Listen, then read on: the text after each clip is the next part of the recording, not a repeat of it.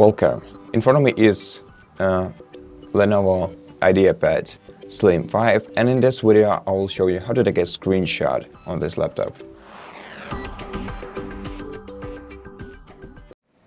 So in order to take a screenshot, you can use a combination of 3 keys: Windows, Shift and S buttons. Press them all at the same time. Otherwise, you can use a print screen button, and this will do the same thing. Now make sure that you have a snip option selected right here. Then you can choose one of the 4 options for your screenshot.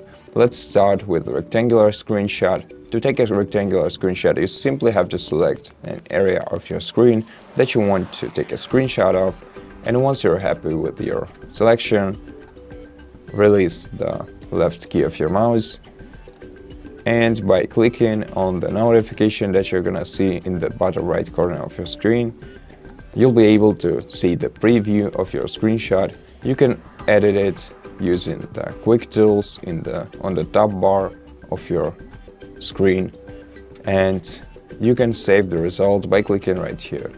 You can also edit this image in Paint by clicking right here. If you want to find your screenshot, go to the File Explorer, select Pictures folder, Screenshots, and here is the screenshot that we took. Now the next option is Windows Screenshot, and to take a screenshot of a window, roll the cursor over the window, then click on the window at any place, and the screenshot will look somewhat like this. The next option is the full screen screenshot, and to take a full screen screenshot, simply click on this option and the screenshot will be taken.